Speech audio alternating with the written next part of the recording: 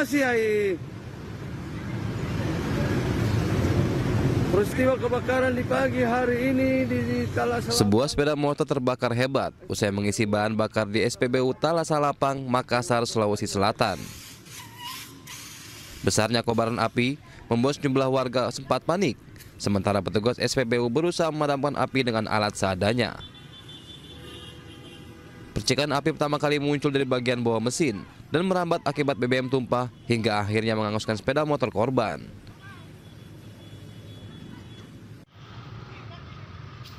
Setelah menstarter, terjadi percikan api di pas dekat tangki pendam.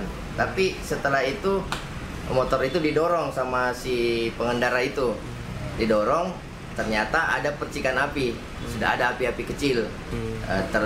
Setelah itu dia pukul-pukul pakai sendalnya. Api itu tidak mati, malah membesar. Kaget, dia buang itu motornya. Ataukah dia lepas itu motornya. Dia lepas motornya jatuh. Itu tumpahan minyak banyak, jadi makanya api membesar. Tidak ada korban jiwa dalam insiden ini, sementara pengisian bahan bakar di SPBU Talasalapang yang sempat terhenti sudah kembali normal. Dari Makassar, Sulawesi Selatan, Yoel Yusfin, iNews melaporkan.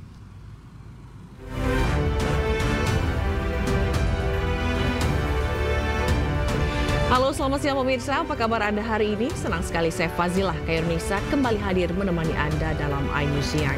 Selain 3 berita utama tadi, iNews Siang juga akan menyuguhkan beragam informasi penting lainnya. Dan iNews Siang ini kami awali dari Jakarta. Setelah ditangkap dengan dugaan penyalahgunaan narkoba, artis Fachri Albar menjalani tes kesehatan di Polres Metro Jakarta Barat. Dan hasil tes kesehatan menunjukkan Fachri Albar positif mengonsumsi beberapa jenis narkotika.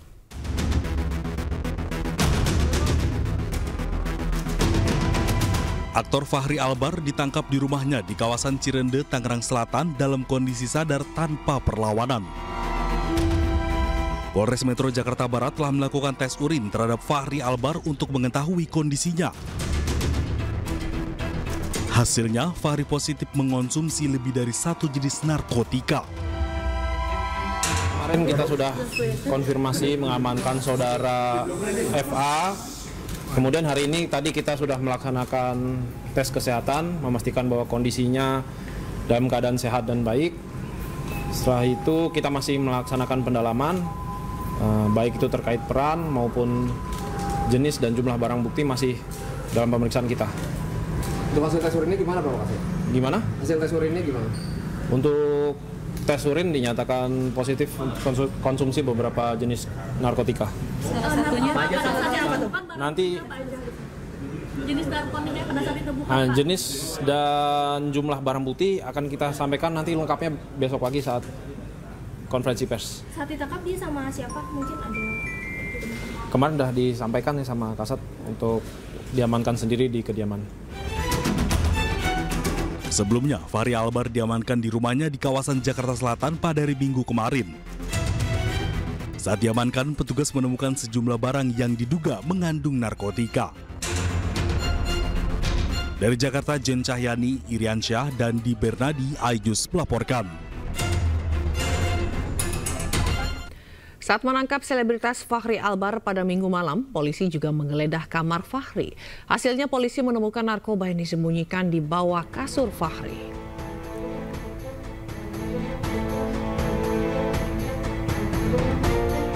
Inilah detik-detik penggeledahan yang dilakukan polisi di rumah Fachri Albar di kawasan Cirende, Jakarta Selatan. Petugas menggeledah kamar ini disaksikan langsung oleh Fachri Albar. Fachri menunjukkan tempat menyimpan sejumlah narkoba di bawah kasur. Petugas berhasil menemukan sejumlah barang bukti narkoba dan langsung diamankan.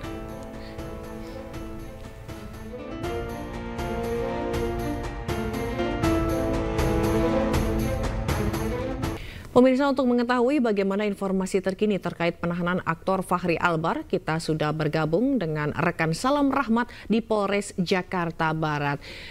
Ya, selamat siang Salam. Jam berapa polisi kira-kira akan merilis kasus narkoba Fachri Albar? Ya, Zila dan juga pemirsa, hingga saat ini belum ada update atau perkembangan lebih lanjut terkait dengan kasus penyalahgunaan narkoba yang dilakukan oleh aktor Fachri Albar. Namun rencananya nanti pada pukul 2 siang dari Polres Metro Jakarta Barat ini akan menggelar konferensi pers terkait dengan hasil temuan berupa jenis dan juga barang bukti yang berhasil disita oleh pihak kepolisian terkait dengan kasus narkoba tersebut.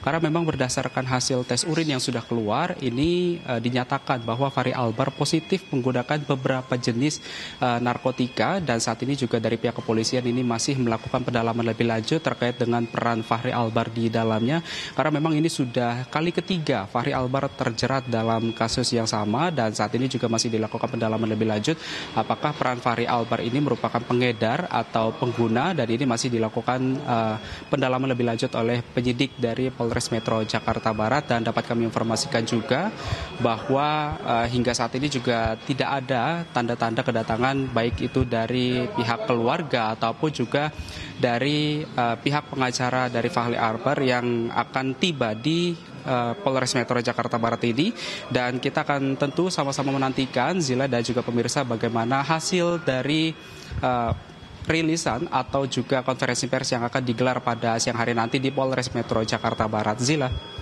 Kalau mengenai informasi adanya tersangka baru atau dari mana Fachri Albar ini mendapatkan barang atau narkoba tersebut, apakah sudah ada informasi itu? Iya, Zila dan juga pemirsa, dapat kami informasikan juga bahwa hingga saat ini belum ada update terkait dengan hal tersebut, karena kami juga di sini masih menunggu informasi lebih lanjut baik itu dari pihak humas dari Polres Metro Jakarta Barat ataupun juga dari penyidik, yang memang kalau dari informasi yang kami dapatkan bahwa untuk tanya jawab mengenai dengan kasus FA atau Fachri Albar ini nantinya akan digelar sekaligus begitu, yang akan dimulai pada pukul 2 siang hari nanti, dan kita akan sama-sama menantikan bagaimana perkembangan lebih lanjut mengenai dengan tersangka lainnya ataupun juga adakah saksi-saksi lainnya juga yang akan diperiksa begitu. Dan hingga saat ini juga kami masih menunggu informasi lebih lanjut mengenai kasus yang menjerat Fachri Albar. Zila. Baik, kita akan tunggu perkembangan dari kasus ini. Terima kasih, Salam Rahmat melaporkan langsung dari Polres Jakarta Barat. Selamat bertugas kembali. Ya, pemirsa, Komisi 13 DPR RI mendesak Barreskrim Polri membuka kembali kasus kekerasan dan eksploitasi mantan pemain Oriental Sirkus Indonesia. Desakan tersebut karena menilai terdapat pelanggaran HAM berat pada kasus tersebut.